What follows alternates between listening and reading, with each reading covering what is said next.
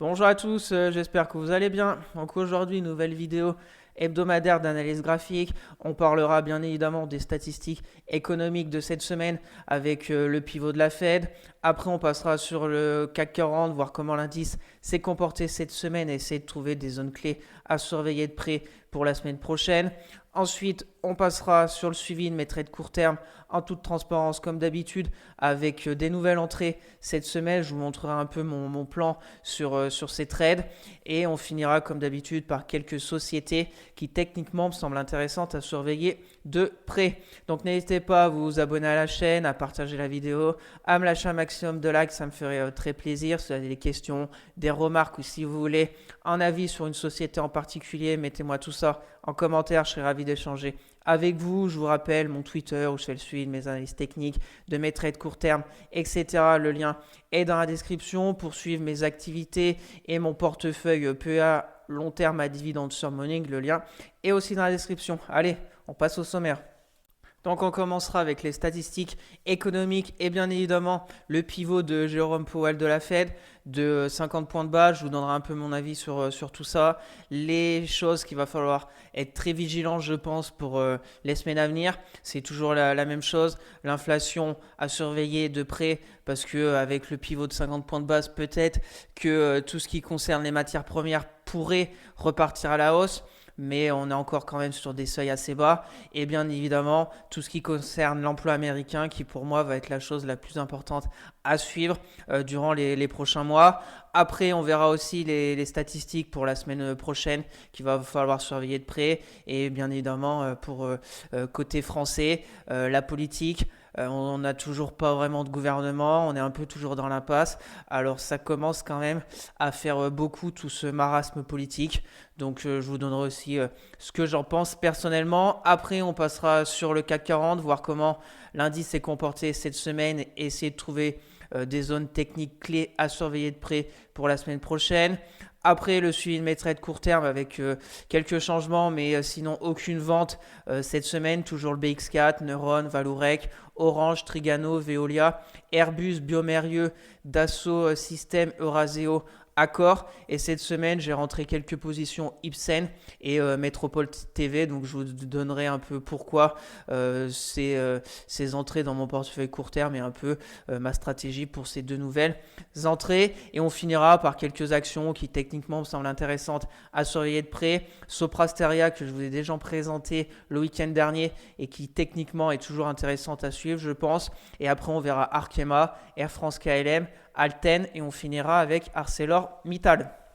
Bien sûr, je ne suis pas un conseiller financier. Mon avis dans cette vidéo ne représente pas un conseil d'investissement. Elle est juste réalisée à but pédagogique. Chaque investisseur doit avoir sa propre stratégie. Investir en bourse représente un risque. Vous êtes le seul responsable de vos achats et ventes d'actions. Allez, c'est parti pour les statistiques économiques de cette semaine. On va commencer rapidement par la zone euro. On a eu les chiffres de l'inflation pour le mois d'août, donc sorti à 2,2 pour l'inflation globale. Donc on est voilà pas loin de l'objectif de la BCE à 2%. Ça en prend le chemin.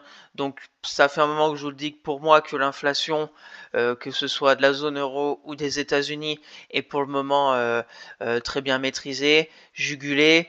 On a une baisse de toute façon de la consommation mondiale dans toutes les zones géographiques. Donc ça nous fait de l'inflation plutôt faible. On a tout ce qui est matière première aussi plutôt faible. Le baril est assez bas en ce moment. Donc sauf signe noir, catastrophe géopolitique, tension encore en Israël, etc. Je pense qu'on est sur la bonne voie au niveau de l'inflation.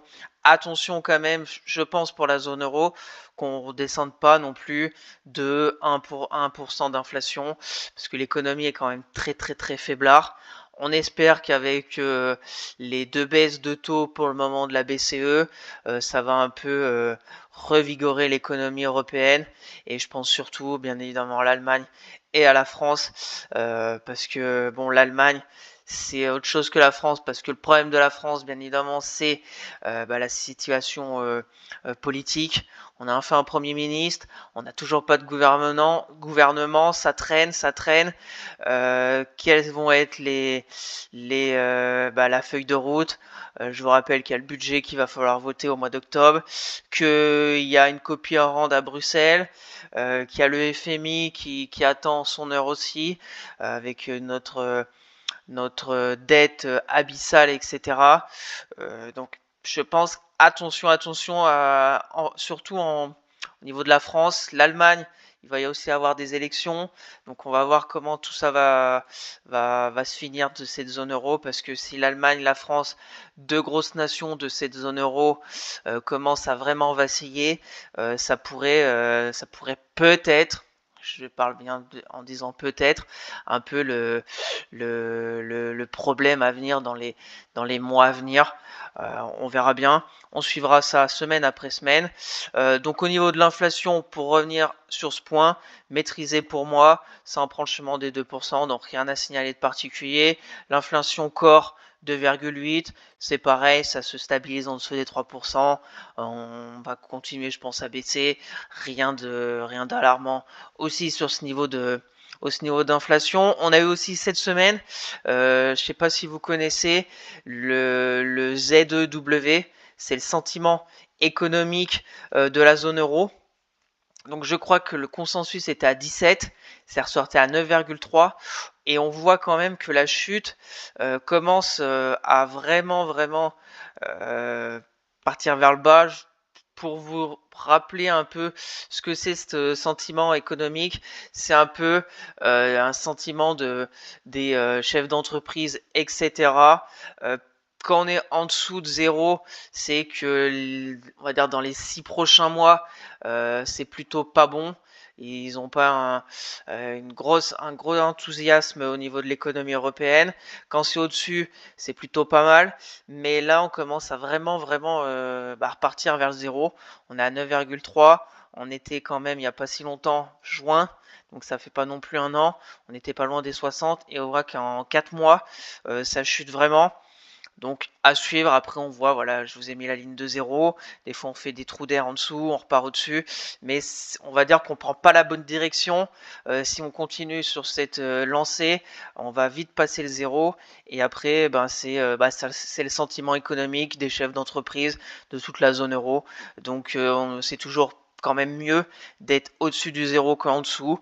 On suivra ça aussi dans les semaines et mois à venir, si on repasse en dessous du 0. Et puis on verra bien évidemment la semaine prochaine. Déjà, il y aura les PMI qui vont être très importants aussi à regarder au niveau de la zone euro ou encore de la France. On va ouvrir le dossier Fed, bien évidemment. Donc Jérôme Powell a baissé les taux directeurs de 50 points de base. Je vous avais dit, je pensais à 25. Bon, c'était à peu près 50-50. C'était très serré au niveau du consensus. Donc il a voulu peut-être faire plaisir au marché, je n'en sais rien, mais 50 points de base. Alors maintenant, la question que tout le monde se pose, est-ce qu'il a baissé de 50 points de base parce que peut-être qu'il a des données, bien évidemment, je pense, meilleures que les notes, et des données avancées comme quoi ça va pas si bien que ça aux États-Unis, donc il préfère taper un grand coup.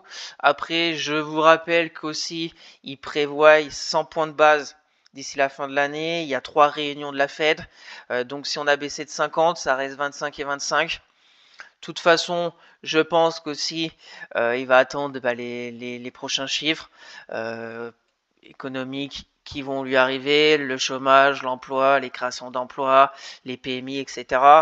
Et on a au milieu de tout ça aussi, qui je pense peut jouer un rôle, c'est bien évidemment l'élection présidentielle, parce que c'est pour le moment très serré, je pense que ça va être très serré jusqu'à la fin. Et bien évidemment, les programmes économiques, que ce soit de Kamala Harris ou de Donald Trump, ne sont pas les mêmes.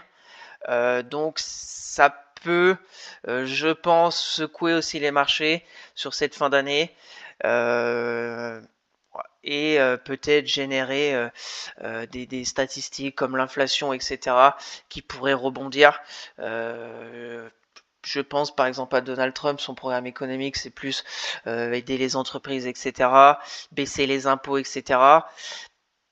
Je dis pas que c'est bien ou pas bien, ça, c'est pas mon souci, surtout aux États-Unis, mais ça peut bien évidemment générer de l'inflation si ça rouvre les vannes, etc. On verra bien ce que ça peut donner. Donc 50 points de base. Maintenant, j'ai vu plein de choses. Quand la Fed baisse de 50 points de base, il y a toujours une récession. Mais j'ai envie de dire aussi que quand même, on était en 2022, on était à 0%. On est monté à 5,5 en flèche. Donc je me dis que quand même de 5,5% baisser de 50% pour revenir à 5, c'est pas non plus affolant, parce que si on revoit le graphique dans on va dire la dernière grosse crise 2007, on était vers les 1, on est monté à 5, on a baissé de 50, là on part quand même de 0 et on est monté encore plus vite que dans le passé. Donc on verra bien, on verra bien. De toute façon, s'il y a une récession, ça sera en 2025. On a le temps de voir venir. Va falloir suivre l'emploi, va falloir suivre toutes les statistiques. Et puis s'il y a récession, ben on verra ce que ça donne. Mais pour le moment, je pense pour moi, qu'il n'y a pas vraiment de catastrophe au niveau de l'emploi. Le PIB va être plutôt bon, je pense, vers les 3% pour ce trimestre. Donc on est encore loin de la catastrophe économique aux États-Unis. Et j'ai envie de dire, heureusement que la zone États-Unis tient le choc, parce que la Chine, plus ça va, plus c'est catastrophique. L'immobilier, c'est catastrophique. La consommation chinoise, c'est catastrophique. On pourrait parler des profit warnings de tout ce qui est secteur du luxe. Il y a encore eu Swatch pour les montres, etc. Catastrophique en Chine. Il y a eu plein de secteurs, je pense à l'automobile avec Mercedes, la Chine, catastrophique, profit warning sur les ventes. Donc il y a vraiment un gros problème, je pense, chinois. Et heureusement que les États-Unis tiennent pour le moment le choc, parce que si fin d'année on a vraiment des signes de faiblesse au niveau de l'économie américaine, et ben voilà, la zone euro, je vois pas comment elle va peut-être se réveiller, mais ça va pas être la folie. La Chine, je pense qu'il pourrait y avoir un plan de relance, mais pour combien de temps? Donc attention, attention au niveau des trois blocs. On a toujours bien évidemment le risque géopolitique, mais ça, Ukraine, Russie, zone Israël, etc. Mais ça, bien évidemment, on ne sait pas trop comment ça va se finir aussi. Donc prudence, prudence, je pense. Puis on verra la prochaine réunion de la Fed. De toute façon, Jérôme Powell baissé de 50 points de base. Il a dit que bien évidemment, il va suivre les statistiques, etc. Et qu'il ajustera tout ça en temps et en heure. Au niveau de la baisse des taux qui, je pense, de toute façon, baissera à chaque réunion, au moins jusqu'à la fin de l'année. Et puis après, on verra ce que ça donne. Donc 50 points de base, je pense que c'était 25 ou 50, ça change pas grand-chose, je pense, dans l'immédiat. Je vous rappelle qu'il faut entre 6 et 8 mois pour que ça fasse un réel changement au niveau de l'économie du pays. Donc c'est pour ça, 6 mois, on sera en 2025. Donc il prend, on va dire, les devants. Le marché, je pense, peut apprécier pour du court terme, parce que c'est toujours bon pour, on va dire, les actions, surtout les actions endettées, les petites capis, etc. Mais peut-être qu'après, en réfléchissant, ça pourrait peut-être tanguer un peu sur cette fin d'année, mais il y a extrêmement de choses aux États-Unis avec bien évidemment l'élection présidentielle. On va continuer. On a eu bien évidemment jeudi aussi les chiffres du chômage. Rien à signaler, hein. Comme je vous le dis, pour le moment, il n'y a pas une envolée du chômage aux États-Unis. Il n'y a pas des inscriptions hebdomadaires au chômage comme ces statistiques du jeudi qui augmentent. On est ressorti à 220 000. On voit qu'on est sur un petit canal haussier, mais rien d'alarmant. On n'est pas quand on passera les 260 000, peut-être. On voit qu'il y a au niveau des statistiques emploi aux États-Unis, qu'il n'y a plus trop de création d'emplois, mais il n'y a pas encore de licenciement. Donc, C'est pas si on a une population, j'ai regardé aussi qu'il y a beaucoup d'immigrés. Donc si on a une population qui augmente et qu'au final on a moins d'embauches, ça se ressent dans les statistiques, mais on n'a pas non plus de licenciements. Donc pour le moment, au niveau de l'emploi, ça se tient. Peut-être qu'au mois de décembre, je vous dirai autre chose. Comme je vous fais des vidéos tous les week-ends, je pense qu'on va en reparler tous les week-ends, que ce soit de l'emploi américain, surtout quand il y aura les statistiques, ou que ce soit des PMI qui seront les rendez-vous à suivre la semaine prochaine. On voit que le PMI manufacturier des États-Unis commence quand même à faiblir. 48, je vous rappelle, la zone de neutralité, c'est les 50. Quand on passe en dessous, c'est contraction de l'économie. Quand on est au-dessus, c'est plutôt bon signe. On est à 48. Voilà, c'est un peu c'est pas complètement faible, mais c'est un ralentissement économique. De toute façon, c'est le but aussi de monter des taux à 5,5%. C'est pour ralentir l'économie américaine et baisser l'inflation. Donc, on suivra ça la semaine prochaine. Au niveau de les PMI S&P Global qui regroupent la manufacture et les services, on a 54,1, donc on voit qu'on est plutôt pas mal. Encore aux États-Unis, la zone de 50, 54,1, c'est autre chose que la zone euro. Donc pour ça que je vous le dis, pour le moment, à cet instant T, il n'y a pas vraiment de gros signes de récession à venir. Ça s'affinera mois après mois. Et puis je pense, pour moi, si l'été 2025, peut-être qu'on flirtera peut-être avec le zéro, j'en sais rien, mais ce qu'on aura passé, s'il y a bien évidemment pas de choses exceptionnelles, ça, je pense qu'il y aura pas, ça sera un soft landing et la Fed aura bien joué au niveau de ses hausses de taux et de son pivot. Mais on verra ça mois après mois. Et on aura aussi le PIB. Donc le PIB, pour le moment, voilà, rien à signaler. 3% de PIB au niveau des États-Unis. Voilà, c'est plutôt très correct avec des taux qui étaient à 5,5. Voilà, rien à signaler de particulier. On verra ça la semaine prochaine. On aura aussi au niveau de l'Europe, PMI, manufacturier, donc on voit quand même qu'on est à 45,6, c'est quand même plus faible que les États-Unis, mais on est sur quand même une phase ascendante, on était redescendu à 42, donc ça va un peu mieux, on prend plutôt un bon chemin, mais voilà, c'est très faible là, on est remonté à 47, pour le moment on baisse, voilà, c'est quand même très très très poussif cette zone euro, mais ça date pas non plus d'aujourd'hui. PMI service 51,2, on flirte avec les 50, on est aussi sur une dynamique plutôt négative, on verra bien. Bien évidemment l'Allemagne et la France pèsent. Curieux de voir au niveau de la France, parce que on avait vu les PMI service avec l'effet JO, on avait un peu on s'était un peu envolé au niveau des PMI services avec les JO au mois d'août. On verra au mois de septembre, au mois d'octobre comment ils vont ressortir.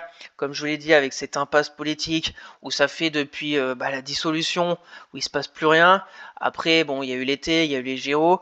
Je sais pas ce qu'ils vont mettre en place le nouveau gouvernement, mais faudrait peut-être se dépêcher parce qu'on a une dette colossale. On ne sait pas trop, ça fait des discours par-ci, par-là, mais pour le moment, il n'y a rien de concret. Comme je vous l'ai dit, Bruxelles nous attend, le FMI est pas loin, la dégradation de la note de la France n'est pas loin. Donc attention, prudence et bon courage, je pense, au nouveau gouvernement, parce que pour trouver des sous, bon courage à eux.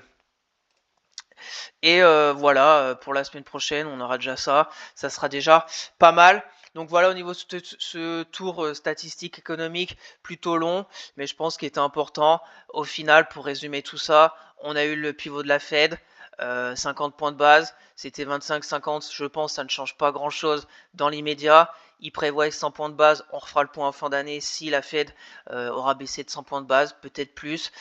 Par contre, une chose, s'ils ont baissé 50 points de base, qui prévoient 100 points de base, si à la prochaine réunion de la Fed, ils baissent encore de 50 points de base, là je pense que le marché se posera énormément de questions. Parce qu'ils se diront l'économie ne va pas si bien que ça. Peut-être qu'ils ont des indicateurs plus avancés que nous. Et attention, récession à venir. Et là, ça pourrait affoler les marchés. Là, on verra bien dans les semaines à venir comment le marché va digérer tout ça.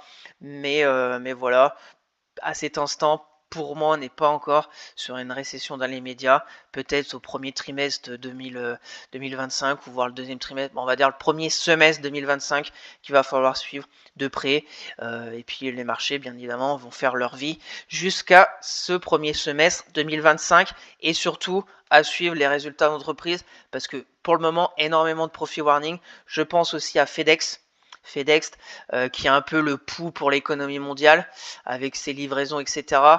Pas bon du tout son résultat. Donc on voit de toute façon que la consommation mondiale commence à ralentir, mais attention qu'elle ne ralentisse pas trop. On a tout le secteur du luxe qui est quand même malade, on a l'automobile qui est pas bon, on a la consommation un peu globale avec FedEx, donc on a énormément de secteurs d'activité qui différents, qui ne vont pas bien. Donc je pense prudence pour cette fin d'année et pour début 2025. Allez, c'est parti maintenant pour le CAC 40 en hebdomadaire pour voir cette bougie hebdo de cette semaine. Donc pas très belle, pas très belle. Pourquoi? Parce que déjà on a une énorme mèche haute. On est quand même monté à 7600, on clôture à 7005. Donc on va dire le problème c'est qu'il y a eu énormément de volatilité. On est parti très haut, on est redescendu plus haut que la bougie hebdomadaire précédente. On clôture au-dessus de la moyenne mobile 10 hebdo, mais cette mèche haute, je vous rappelle que pour, on va dire, invalider cette tendance baissière, la tendance baissière c'est des plus bas, des plus hauts de plus en plus bas. Le plus haut, on va plus bas, et donc faudrait repasser. Là, on a fait un plus haut. Là, on revient là. Donc, faut qu'on clôture au-dessus des 7600 pour qu'on soit plus sur cette baisse. Parce que là, on a été là. On peut très bien repartir comme ça, techniquement. Donc, prudence. Bien évidemment, le pivot de la Fed, ça arrive pas toutes les semaines, surtout quand on était à 5,5. Donc ça a un peu fait de la volatilité sur les marchés. Les États-Unis sont envolés. Je vous rappelle quand même que le CAC 40 est un des indices les plus faibles. On a le DAX qui était sur des records, le S&P aussi, le Nasdaq un peu plus faible, mais nous on est quand même toujours sur moins 8% de nos records. Donc c'est un des indices le plus faible, plutôt logique j'ai envie de dire, parce qu'on a eu aussi la baisse que beaucoup d'indices n'ont pas eu avec la dissolution de l'Assemblée nationale.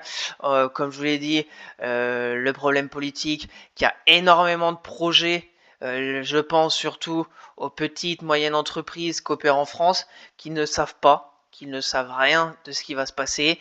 On nous parlait du SMIC à 1600, mais bon ça je pense de toute façon c'était impossible.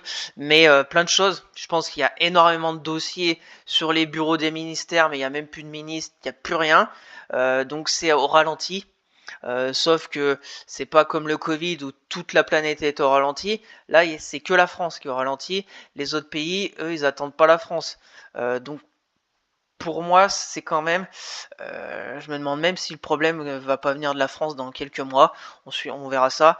Mais voilà, pour moi, c'est légitime que le CAC soit l'indice le plus faible parce qu'il n'y a pas de visibilité. On ne sait pas ce qu'ils vont faire. L'Assemblée nationale qui est coupée en trois blocs. Quelle loi, quelle direction? On ne sait plus rien. Donc voilà, donc au niveau technique, hebdomadaire, méchode, pas belle. Ça va être intéressant de voir la semaine prochaine. Est-ce que c'est un peu une digestion? On s'est envolé un peu comme des fous après la baisse de 50 points de base en suivant les États-Unis. Le lendemain, on a un peu respiré. Voilà, on est un peu entre deux. Ça peut repartir à la hausse, comme ça peut continuer de baisser. Pour moi, je pense qu'on peut encore zigzaguer avant de vraiment voir les résultats d'entreprise, surtout du CAC 40 qui vont arriver mi-octobre, et puis les résultats bien évidemment aussi des géants américains et les perspectives, etc. Donc je pense qu'on peut encore zigzaguer durant, on va dire, un mois, peut-être redescendre un peu, aller combler ce gap haussier qui reste et puis repartir, zigzaguer, voilà. Et puis après, on aura peut-être une vraie direction. On verra bien. Donc en hebdo, pas grand-chose à dire. Les moyennes mobiles, un peu au-dessus. On a clôturé un peu au-dessus de la 10. Voilà, on a une mèche haute hebdo. On va passer en journalier. Donc en journalier, vendredi dernier, on était là. Donc la résistance est à 7464. Lundi, on fait pas grand chose. Mardi, on va un peu au-dessus, mais avec très peu de volatilité. Mercredi, on passe en dessous. Et puis jeudi, après le pivot de la Fed mercredi soir, jeudi ça s'envole, plus de 29. Et puis vendredi, ça fait moins 1,5. Voilà, il nous reste un tout petit peu de gap haussier du jeudi qui n'est pas pour le moment clôturé, mais bon, c'est voilà, la bougie de vendredi. On a ouvert ici, on a fait un petit poussé à 7006 et après ça a vendu toute l'après-midi, toute la journée même. Donc heureusement que ça s'arrêtait peut-être à 17h30. Parce que si c'était un peu plus long, peut-être que ça aurait continué encore à vendre. Donc, est-ce que c'est très très négatif? Je n'en sais rien, franchement. C'est un peu, on sait pas trop, ça achète, ça vend, on suit un peu les Américains. De toute façon, c'est toujours comme ça. Quand il y a des annonces, des choses, ça peut partir en folie dans un sens et après, c'est 2-3 jours après que j'ai l'impression qu'ils réfléchissent et qu'ils prennent vraiment des décisions pour la suite de soit de la hausse, soit de la baisse. Donc voilà, faut suivre le graphe, faut être prudent. Pour ceux qui sont pas à l'aise dans ce genre de marché où on sait pas trop où aller, ne faites rien, restez sur des actions long terme.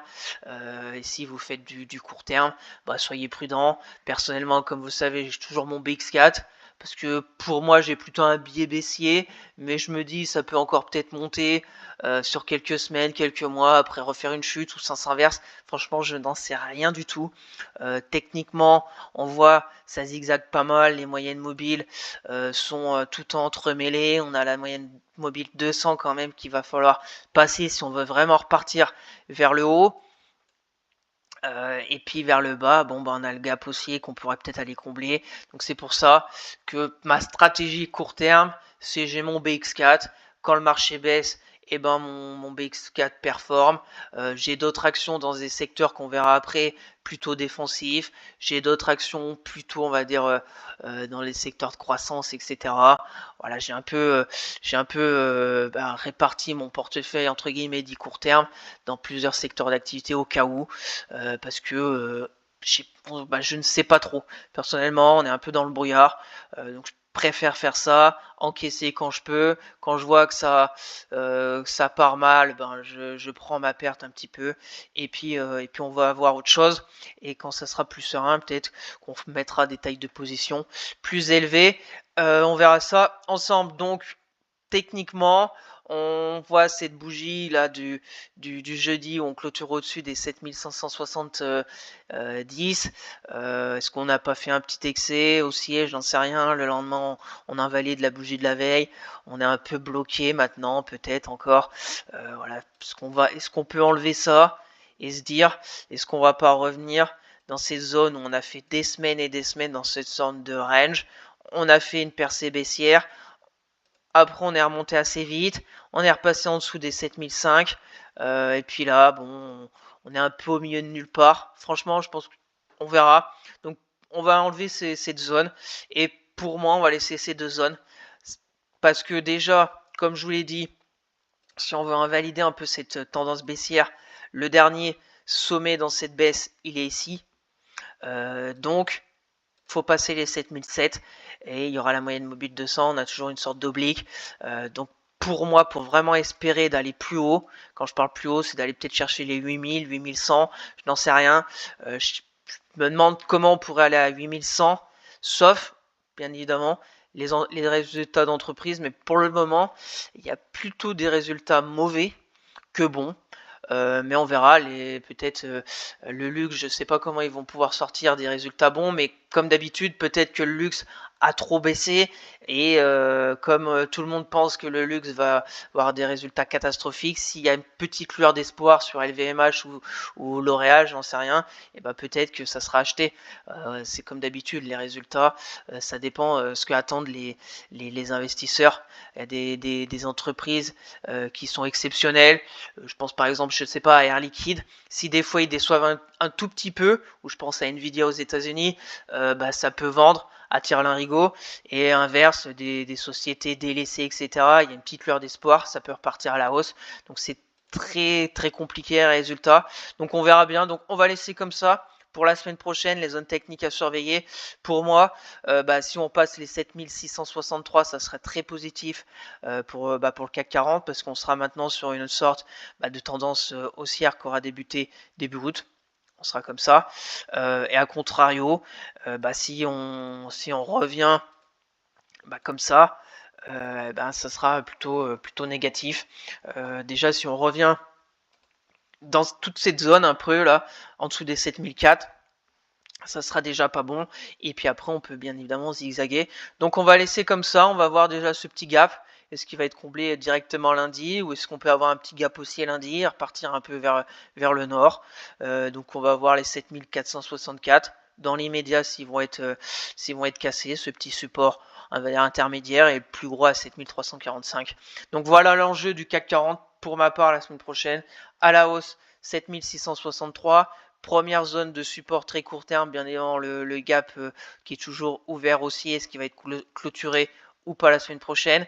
Et sinon les 7464 à sauver.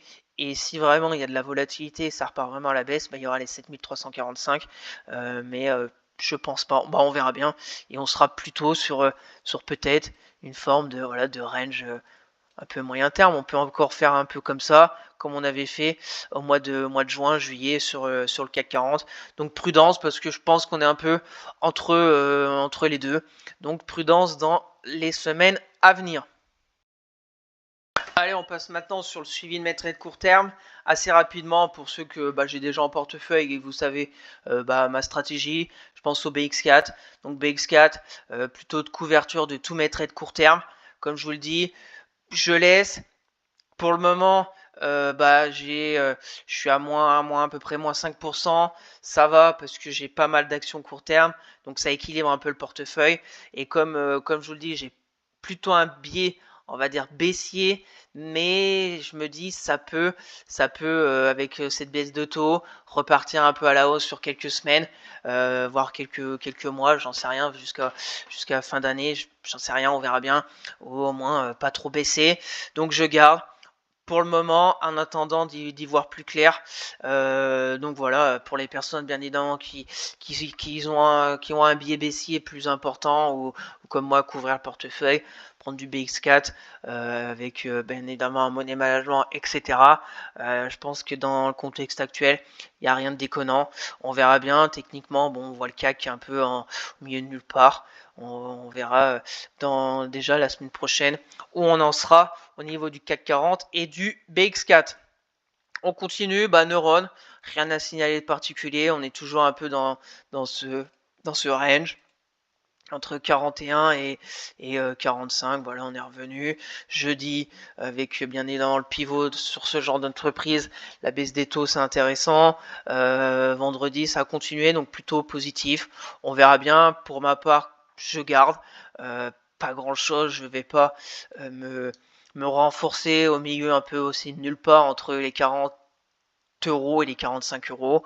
Après, voilà, il y a eu des résultats, des bénéfices, rien de particulier. Voilà, le marché, il n'y a pas ni acheté ni vendu les résultats. Donc, pas grand chose, je pense, à faire dans l'immédiat au niveau de Neuron. Je garde tranquillement en fond de portefeuille. Peut-être qu'un jour je reprendrai, ou peut-être qu'un jour je clôturerai ma position. Mais fondamentalement, me semble intéressante au niveau de Neuron, une belle entreprise française. Allez, on continue, Valourec. Donc Valourec, on est pas mal, on est toujours dans la congestion. On a la résistance oblique baissière. La bougie de jeudi, plus 4%, vraiment pas mal. Mais on était revenu sur une résistance aussi qu'on avait identifiée depuis un moment vers 14,50 €. Et la bougie de vendredi est pas belle du tout.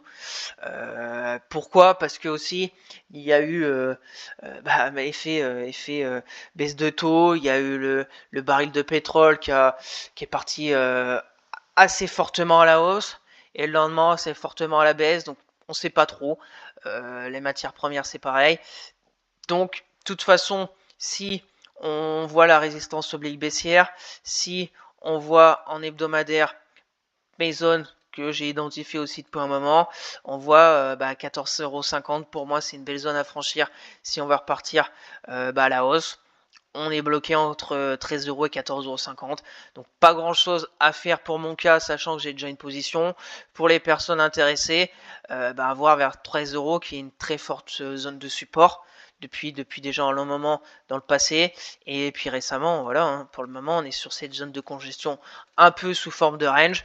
Est-ce qu'on sortira par le haut ou par le bas? Ça, c'est la question, la chose qu'il va falloir suivre. On est limite sur la résistance oblique baissière, mais on voit que la bougie de vendredi est pas belle. On verra bien. Il y avait déjà eu des signes avant. 29 août, on était monté, on a rebaissé aussitôt. Donc on va suivre ça. On va suivre ça de près. Est-ce qu'on est sur la fin de la figure ou on va encore faire du range durant plusieurs jours? Affaire à suivre. De toute façon, je garde en portefeuille. Rien à signaler pour ma part. Et vous peut-être regarder 13 € si le dossier vous intéresse. On continue. Orange. Orange, toujours plutôt pas mal. Plutôt pas mal. Jeudi, bien évidemment, quand le CAC a fait presque 2%, le secteur télécom qui est plutôt défensif a plutôt été vendu. Mais le lendemain, c'est reparti un peu sur les achats d'Orange. On fait une mèche haute, mais bon, plus 0,50. Rien à signaler de particulier au niveau d'Orange. On a toujours un peu ce gap haussier. Je suis à peu près à mon PRU. On est passé au-dessus quand même de cette résistance oblique baissière. Et on a maintenant cette résistance horizontale plus ce gap. Donc je garde aussi en portefeuille dans ma diversification d'actions plutôt défensif comme Orange. J'ai du Valorec plutôt sur matières premières, pétrole, etc. Vous savez, mon portefeuille court terme qui est un peu sur plusieurs secteurs d'activité et j'ai même renforcé quelques secteurs un peu différents cette semaine et la semaine dernière. On en reparlera tout de suite après. Donc Orange, je garde en portefeuille. Pas grand chose à signaler. La tendance est très belle. On est au-dessus de toutes les moyennes mobiles. La 10, on flirte. Des fois, on revient vers la 20. Donc tant qu'on reste, on va dire, au-dessus de mon PRU à 10,70, rien à signaler de particulier. Peut-être des retours sur Orange s'il y a encore de l'incertitude sur d'autres secteurs. On verra bien. Donc, pour les personnes intéressées, on est dans la hausse d'Orange. On voit la hausse, la stabilisation un peu à plat, la hausse. Alors peut-être qu'on va stabiliser sur quelques jours, quelques semaines et on va repartir à la hausse ou à la baisse. Donc faut attendre de voir un peu cette congestion. On a un peu un ralentissement de cette hausse, mais c'est toujours positif. On est au-dessus de la moyenne mobile 20. Donc affaire à suivre au niveau d'Orange. Trigano. Trigano, pas mal jeudi. Bien évidemment, sur ce genre d'entreprise, les taux sont importants. Pourquoi? Parce que déjà, c'est une entreprise qui a besoin d'investir et surtout aussi, je pense, pour les consommateurs. Ils vendent des camping-cars, etc. Si les taux baissent, je pense à l'immobilier, etc. Ça va être plus facile, même si on est là, Trigano, c'est plutôt quand même en Europe. Et là, on parle plus des États-Unis, mais on a eu déjà la BCE, ça va dans le bon sens. Si on a des taux qui baissent, pour déjà juste acheter un camping-car, si on va voir sa banque pour demander un prêt, les taux seront moins élevés. Donc, c'est plutôt important, je pense, des taux plutôt pour la consommation. C'est pour ça que Trigano avait dégusté. Mais Pour le moment, c'est une bougie de plus 6%, c'est pas anodin, mais qu'on a fait une baisse juste déjà de ma moins-value latente qui est de, je crois, à 30, qui est toujours à 35%. Ok, ici j'étais à 40, je suis à 35%, ça change pas énormément mes pertes ou mes gains, mes pertes sur Trigano. J'attends. Pour moi, comme d'habitude, je vous ai dit la zone des 110. On voit très bien même en hebdomadaire. On n'a pas fait encore une clôture au-dessus de cette moyenne mobile 10. Il y a du mieux. On va dire, stoppé l'hémorragie parce que la baisse était violente. Et là, on est plutôt à plat. Donc j'attends qu'on ressorte par le haut. Donc pour sortir par le haut, il va falloir passer les 110 euros. C'est pas encore le cas. Donc je ne touche à rien, je ne fais rien au niveau de Trigano. Pour les personnes intéressées, il y a deux scénarios possibles. Trigano casse les 99 et là on pourra aller rapidement à 90 et ce sera peut-être le point bas moyen terme sur Trigano, voire long terme, j'en sais rien. Et on verra bien. Pareil, il faudra attendre une congestion pour voir ce qui se passe et essayer de repartir vers le haut. Mais pour le moment, on tient les 99, on a les 110 à passer et on verra bien si elle y arrive dans les prochains jours. Je ne touche à rien pour le moment. On attend de voir la suite au niveau de Trigano. Je crois qu'il y a des résultats à venir qui vont être très importants bien évidemment à suivre, les perspectives, etc., les marges, etc. Je crois que c'est la semaine prochaine ou dans quelques semaines, mais j'ai été chercher pour voir mes entreprises au niveau des résultats, quand est-ce qu'ils allaient arriver, parce on va d'abord avoir les small et mid cap qui vont publier leurs résultats avant les grosses boîtes du CAC 40, et Trigano en fait partie, soit la semaine prochaine. De toute façon, je vous mettrai tout ça sur Twitter, les calendriers des résultats, etc. Donc n'hésitez pas, si vous avez Twitter et si vous voulez suivre tout ça, le lien est dans la description. On continue avec Veolia. Donc Veolia, pas grand chose. On voit très bien cette résistance un peu en dessous des 30,50 € qui joue son rôle. Toute la semaine, elle n'a pas fait grand chose. Bougie hebdo de Veolia, si plus un 34. Mais voilà, on avait fait plus un 14 lundi. Et après, elle a stagné en dessous de cette résistance des 30,50. On verra bien si elle arrive à la passer. Mais rien de particulier non plus à dire sur Veolia. Secteur plutôt aussi pour moi défensif. On verra bien. On voit très bien, de toute façon, jeudi, il y en a qu'on fait plus 6, plus 5% avec le pivot de la Fed. Veolia, elle a fait plus 0,03. Donc, il n'y a pas eu de prise de bénéfice, mais pas eu d'enthousiasme fou sur Veolia. Donc, je garde aussi dans ma diversification des secteurs. Donc affaire à suivre, rien à signaler de particulier, on est en dessous d'une résistance, le support est à 29,25 avec la moyenne mobile 200, on peut encore zigzaguer durant quelques semaines avant de trouver son chemin sur Veolia.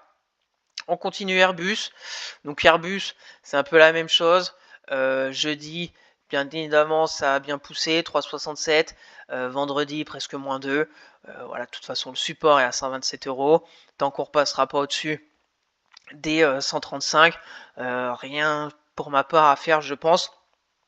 Il y a, pour les personnes intéressées par Airbus, prendre une position à 127, ça me paraît pas déconnant du tout. Petite position, money management comme d'habitude. Après, si on se met en hebdo, pour moi, la zone est à 120 €, la moyenne mobile 200, la belle zone de polarité horizontale avec support octobre, résistance en 2022. Donc pour moi, c'est la prochaine zone 120 €. Si ça lâche, on voit, c'est quand même pas top. Et si on se met en journalier, tant qu'on tient les 127, c'est notre zone de support court terme. On verra bien. Les moyennes mobiles, on est au-dessus de la moyenne mobile 10, donc c'est plutôt pas mal. Ça va être un peu l'enjeu pour Airbus la semaine prochaine, parce que depuis fin août, on était bien reparti à la baisse, chercher le support des 127.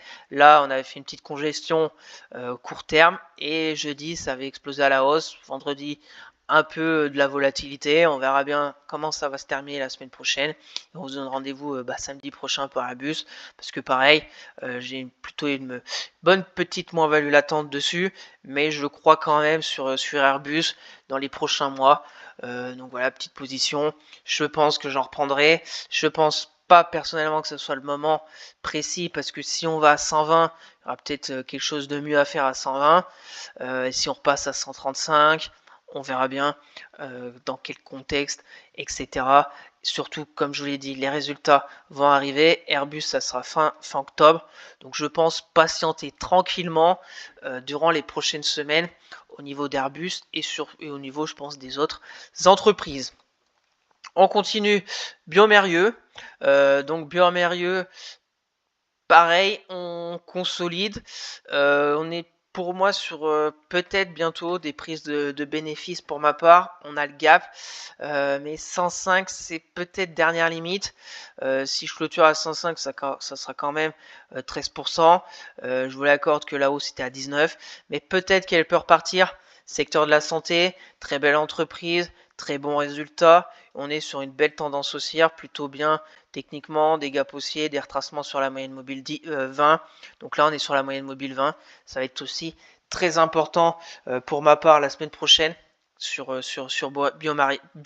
Est-ce qu'on va repartir un peu à la hausse ou est-ce qu'on va revenir un peu dangereusement dans ce gap haussier? Et là, ça sera à moi de prendre une décision, soit de prendre mes bénéfices, soit peut-être reprendre une position Biomérieux, parce que pour le moment j'en ai qu'une petite, mais voilà, faut pas, j'ai envie de dire, faut pas se louper, parce que bon, pas encaisser à 100, 110, parce que bon, on accompagne la tendance, ça peut se comprendre. Attendre peut-être le comblement du gap haussier, ok, mais après si ça lâche, attention, de se retrouver rapidement à 95, et quand on avait 19%, 20% de plus-value latente, c'est important de dire latente, c'est comme les moins-values, faut savoir aussi encaisser. Si j'encaisse là à 14%, c'est vraiment pas mal, mais elle peut repartir à la hausse. Est-ce qu'on va accompagner? Les résultats étaient très bons, on a des zones un peu plus hautes sur Biomérieux, bien évidemment. Donc on verra bien. Secteur de la santé, on verra bien aussi. Voilà, le RSI, rien de particulier, ça baisse un peu, mais on est toujours au-dessus du 50. On verra. Pour les personnes intéressées par contre par le dossier Biomérieux, je pense qu'il va falloir suivre de près. Parce que si on est toujours dans le même schéma haussier et qu'on revient peut-être vers 105, il y aura peut-être quelque chose à faire à 105. Prendre le train pour ceux qui le souhaitent. Pour ma part, peut-être renforcer. Donc à surveiller. Je surveille de très près Biomérieux. Si je vends, j'encaisse, ou si je renforce, bien évidemment, je vous partagerai sur Twitter. Et sinon, de toute façon, on se donne rendez-vous le week-end prochain. On continue. Dassault Systèmes. Donc Dassault Systèmes, j'avais pris position vendredi dernier, le 13 septembre. Techniquement, ce que j'avais bien aimé, c'est sortie du range par le haut. J'en avais parlé. La clôture du hebdo de la semaine dernière au-dessus de la moyenne mobile 10, même la moyenne mobile 20, donc c'est plutôt signal de force sur Dassault Systèmes. En journalier, on est maintenant passé au-dessus de toutes les moyennes mobiles et on a la 10, la 20, la 50 qui sont bien alignées. Donc mon objectif, c'est d'aller chercher au moins la 200 et voir ce qui s'y passe. Maintenant, on est monté, on est revenu faire une sorte de pullback à 35-32. On a bien progressé jeudi, plus 3,22. Vendredi, moins 48. Donc on verra bien. Attention, résultat le 24 octobre, ça va vite arriver dans un mois. Donc on verra bien d'ici là. Voilà, je garde en portefeuille bien évidemment. On va laisser vivre un peu ce trade. Le RSI c'est plutôt pas mal. On est maintenant bien au-dessus des 50. Donc voilà, pour les personnes intéressées par le dossier, à 36 €, voir voilà, si ça vous intéresse. Où c'est que vous mettez votre invalidation. Pour aller chercher quoi? Peut-être la moyenne mobile 200, les 30, 38, 49. On peut mettre par exemple un peu là-dedans. Les moyennes mobiles 20. Après, bien évidemment, par rapport à votre gestion du risque, 3%, allez chercher là-haut, chercher 7, 8, ratio presque de 2. Voilà, c'est une possibilité parmi, bien évidemment, plein. C'est un peu ma stratégie sur Dassault Systèmes, secteur de la tech. Est-ce que ça va aider ce pivot de la Fed? Sûrement, mais est-ce que ça va être dans les médias et est-ce que le marché va continuer de payer Dassault Systèmes? Ça, je n'en sais rien, mais j'ai une position dessus. On continue Euraseo. Donc Euraseo, pareil, vendredi dernier, 13 septembre. Ce que j'avais bien aimé, c'est passage de résistance oblique baissière, changement de tendance court terme. On a fait un point bas à 63. On s'est mis un peu sur une tendance haussière technique basique. Hein. On fait, on fait, on fait une première jambe de hausse. On consolide sur une sorte d'oblique. La deuxième qu'on est en train de faire plus haute que la précédente, donc on est sur une tendance haussière court terme. Donc on va voir si ça continue dans ce sens ou pas. Secteur de la finance, donc comme vous le voyez, j'avais pris du Dassault Systèmes, secteur de la tech, un peu de finance. Est-ce que la baisse des taux, je sais pas, est-ce que on voit les banques, ça se tient plutôt pas mal. Euraseo, c'est plutôt de la finance, gestionnaire d'investissement. Voilà, rien à signaler cette semaine. Hein.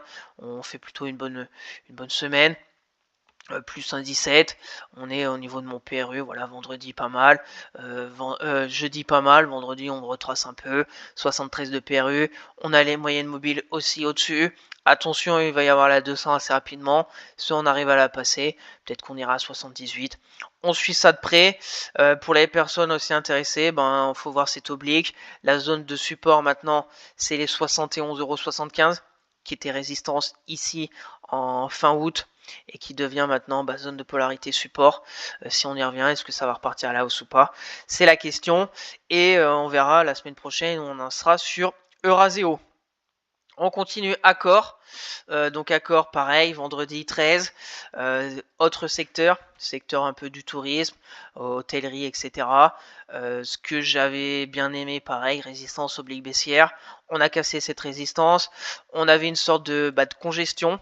Parce qu'il faut savoir quand même que Accor elle a été descendue quand même à 32, on a bien monté, on a fait une belle congestion un peu à plat et on a cassé par le haut, donc j'ai pris la décision de payer, on verra bien où ça va nous mener, on est déjà retour sur une résistance à 39,50, voilà, jeudi pas mal, vendredi pas vraiment de prise de bénéfice énorme, moins 0,25, donc rien à signaler de particulier sur Accor. Après, bon, il y a 43, 47, pardon. On a des zones un peu intermédiaires. Par exemple, ici, sur Accor. On verra bien si on arrive à aller là-dedans, à 41,13.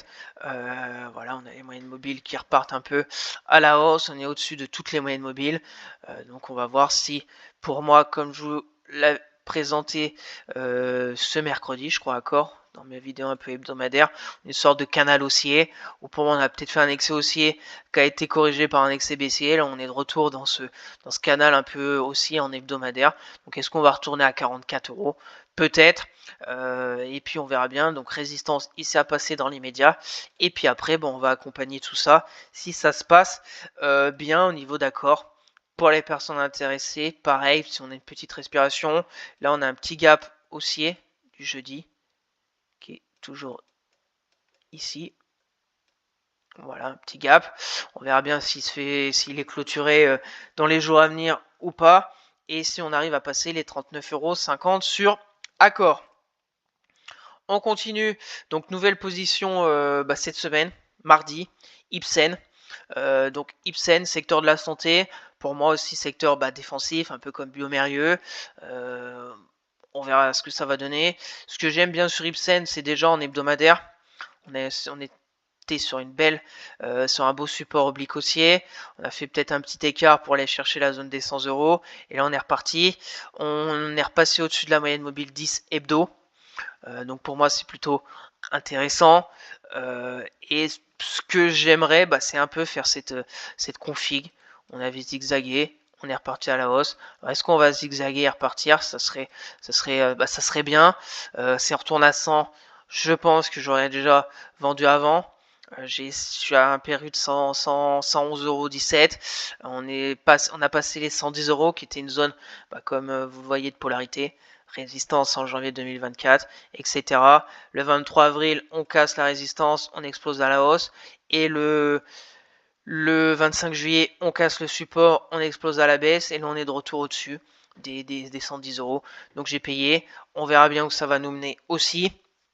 Au niveau d'Ipsen, on a toujours un gap haussier ouvert le lundi 16 septembre. Donc affaire à suivre. Voilà, secteur de la santé, les moyennes mobiles sont toutes en dessous des cours. Affaire à suivre. Hein. Affaire à suivre, on a mon PRU. Pareil pour les personnes intéressées dans le secteur de la santé sur Ipsen. Ben voilà, ma stratégie c'est à peu près 5% de perte. Si on revient un peu dans cette zone de gap haussier. Et puis après, bon, objectif premier ici, chercher 4%, et puis aller après chercher peut-être les 120 €, 7-8%, ça fait un risque récompense de moins de 2. On verra où est-ce qu'on va aller sur Ipsen, mais pour moi, secteur défensif et la santé performe plutôt pas mal ces derniers temps. Affaire à suivre. Et on va finir avec Métropole TV. Donc Métropole TV, je vous en ai parlé le week-end dernier. Voilà, c'est pas fondamentalement, ça me plaît pas. C'est pas ouf. M6, il y a beaucoup de concurrence au niveau du streaming, etc. Mais voilà, techniquement, pareil, résistance oblique baissière.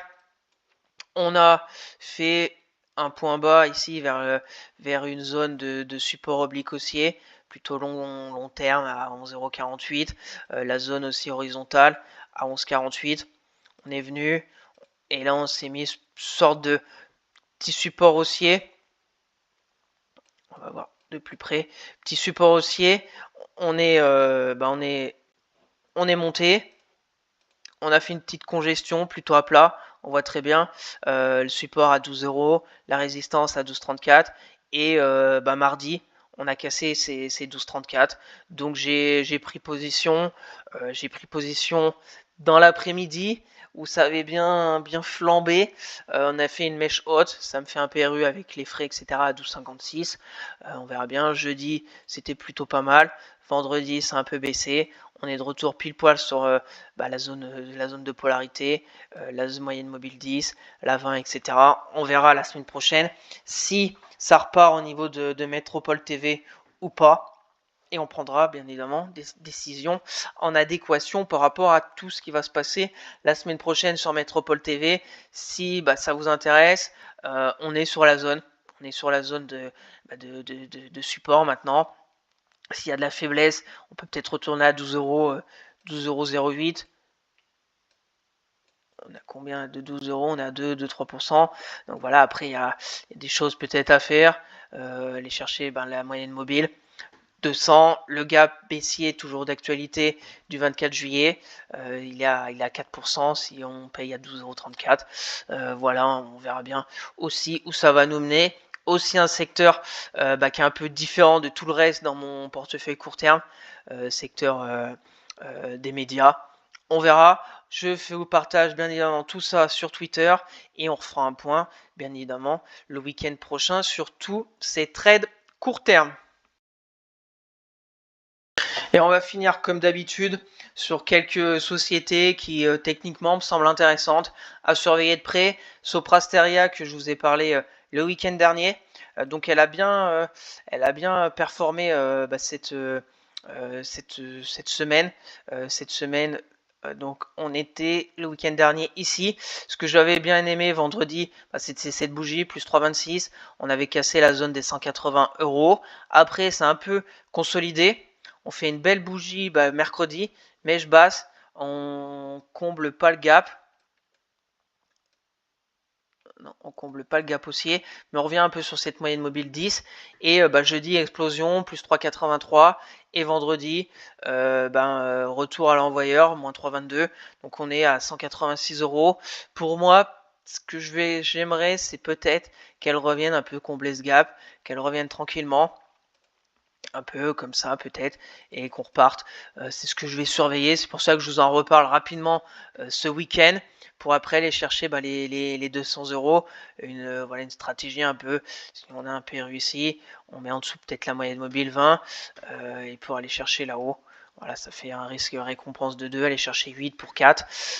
Voilà un peu ce que je vais regarder la semaine prochaine sur Soprasteria. Le RSI, c'est plutôt pas mal. on est repassé, on a fait une grande baisse. Alors maintenant, la question c'est comme d'habitude, on peut faire ça, bien évidemment, tant qu'on ne repasse pas les 200 €. C'est peut-être un rebond technique si on se met en hebdomadaire. Voilà, on est bloqué en dessous de cette moyenne mobile 20 hebdo, même si cette bougie de presque plus 10%, je pense que c'est vraiment pas mal. Sur Soprasteria, on était revenu sur la zone de la moyenne mobile 200 hebdo. On n'était pas revenu un peu sur la zone que j'avais identifiée de support oblique haussier en hebdo vers les 160 €. Mais vers la moyenne mobile 200 hebdo, on est repassé au-dessus de la moyenne mobile 10 hebdo. Donc c'est plutôt pas mal, encourageant. Maintenant, il faut poursuivre. Est-ce qu'on a fait la semaine dernière une bougie, on va dire, de lancement d'une vraie tendance haussière ou au moins pas plus baissière? Peut-être. Maintenant, si on regarde en hebdo, on fait une bougie de plus 9,44. La semaine d'après, on fait moins 95. Donc il n'y a pas non plus rien d'alarmant après une bougie de 9 de faire une bougie de moins 2%. Donc c'est pour ça que je vais surveiller de près secteur de la tech. Donc aussi, prudence peut générer aussi de la volatilité, bien évidemment. Donc, affaire à suivre. Au niveau de Soprasteria, j'aime bien aussi cet ancien gap qui était de 19 juillet, de moins 8%, qui a été comblé aussi. Donc c'est plutôt positif. Les moyennes mobiles sont tout en dessous dans le bon ordre, la 10, la 20, la 50. Il y a juste la 200 à aller chercher après, au-dessus des 200 €. Donc peut-être un scénario pour aller chercher les 200 €. Maintenant, faut voir quand commencer à bâtir la position, quel money management et surtout quelle gestion au niveau du risque. Bien évidemment, sur Twitter, je vais vous la faire suivre toute cette semaine. Donc n'hésitez pas à me suivre, le lien est dans la description. On continue avec Arkema. Donc Arkema, si on se met en hebdo, on est pour moi sur une zone intéressante vers les 79 €. On a une sorte de gros support oblique haussier qui commence en 2009, qui passe par le Covid, par 2022. Et là, on travaille ces zones avec une sorte de belle congestion sous forme de triangle. On voit forte baisse, ça zigzague, on vient un peu plus bas, mais là on est en train de ralentir, de zigzaguer. Est-ce qu'on va sortir par le haut ou par le bas? Beaucoup de volatilité, hein. Jeudi plus 3,81, vendredi presque moins 5. Donc un coup ça va bien, un coup ça va dans le zig, un coup ça va dans le zag. Les moyennes mobiles sont toutes entremêlées et là on est pile poil sur le support des 79, sur le bas du support oblique aussi de ce triangle. Donc ça va être curieux de voir comment elle va se comporter. Je suis curieux de voir comment la semaine prochaine Arkema va se comporter. Donc c'est pour ça que je vous la partage et que je vais la suivre personnellement dans les jours à venir. On verra bien les résultats aussi à venir au mois de novembre. Donc affaire à suivre. Peut-être que lundi on va faire encore moins 2%, ça va tout casser, le triangle ne sera plus du tout d'actualité et qu'on ira après peut-être chercher les 74 qui est pour moi la prochaine zone de support sur Arkema. Ça, on verra tout ça sur Twitter et peut-être que la semaine prochaine je vous en reparlerai parce que peut-être qu'il peut y avoir une baisse de la volatilité et qu'on sera peut-être encore vendredi soir toujours dans cette configuration de triangle. On continue avec Air France KLM. Donc Air France KLM, si on se met en hebdo, c'est pas joli. Pas joli du tout. De toute façon, fondamentalement, voilà, c'est catastrophique. C'est catastrophique. C'est pas le cours de bourse est catastrophique. Fondamentalement, je connais pas trop les fondamentaux, je vous l'avoue, d'Air France KLM. C'est pas une action qui me donne envie d'investir sur du très long terme, mais je vous la montre parce que techniquement aussi intéressante. Si on se met en hebdo, on a deux choses plutôt intéressantes. C'est bien évidemment le passage de la moyenne mobile 10. Belle bougie hebdo cette semaine. Attention, moyenne mobile 20 qui jouait déjà son rôle de résistance dynamique au mois de mai et qui va être l'enjeu pour la semaine prochaine. La bougie hebdo de la semaine prochaine, est-ce qu'on va avoir une bougie hebdo qui va clôturer plus haute que cette bougie de cette semaine? Ça voudra dire qu'on sera au-dessus de cette moyenne mobile 20 hebdo, donc ça serait plutôt très positif. Et ce que j'aime bien aussi en journalier, c'est un peu ce gap haussier. Cette bougie de mardi, ça a continué mercredi. On a cassé la belle zone de résistance des 8,38 €. On est au-dessus de toutes les moyennes mobiles qui sont aussi en ligne en ordre de bataille, la 10, la 20, la 50 dans le bon ordre, et on a bien évidemment la 200 bien au-dessus. Donc à suivre. Est-ce qu'on va peut-être aller combler ce gap haussier? Est-ce qu'on va, pour moi, ce qui serait intéressant, on a fait une première, on va dire, jambe de hausse, une stabilisation à plat. Si on se met en 4 heures, voilà, on voit mieux. Impulsion haussière, stabilisation à plat sous forme de range 4 heures, et cette bougie qui déclenche la sortie par le haut, et on a été un étage plus haut, chercher les 9 euros. On a la moyenne mobile 200 aussi, on est au-dessus de cette moyenne mobile 200 en 4 heures. Donc je vais suivre, je vais regarder. Voilà, c'est techniquement intéressant. Comme je vous le dis, voilà, ça peut très vite partir à la baisse. Et ça peut aller vite, ça peut aller très vite, ça peut faire des moins 4, mais moins 5%. Donc il faut être très prudent, avoir un bon management, savoir jusqu'où on est prêt à aller si ça baisse. Et ça avant de rentrer les positions sur votre broker, bien évidemment. Après, il y a stratégie, il y en a plein. Si on veut combler un peu le gap, on est sur les bandes hautes de Bollinger. Si on revient un peu vers la moyenne, mobile 10, voilà, on peut mettre un stop en dessous, mettre 3, 4, 5%. Et puis aussi, on va chercher là-haut la prochaine zone de résistance. Ça nous fait un risque récompense de plus de 2. Aller chercher 10%. On verra. On verra si je tente quelque chose, s'il se passe quelque chose, je vous partagerai sur Twitter. Et s'il y a quelque chose d'intéressant encore le week-end prochain, ou peut-être qu'on aura fait une belle congestion un peu sous forme de range, et ben on suivra Air France KLM le week-end prochain. Attention résultat début novembre, on n'y est pas encore, mais ça s'approche. On continue. Alten, donc Alten, ce que j'aime bien, je vous en ai parlé déjà mercredi, on n'est toujours pas sorti. On n'est toujours pas sorti de ce canal baissier, de cette moyenne mobile 10 hebdo que je vous parle depuis de longues semaines. La bougie hebdo de cette semaine aurait pu être très belle. Si elle avait clôturé tout en haut, on était limite. On était limite sur la résistance. Peut-être que la semaine prochaine, on va casser les 100 euros. Mais cette bougie est pleine d'hésitation.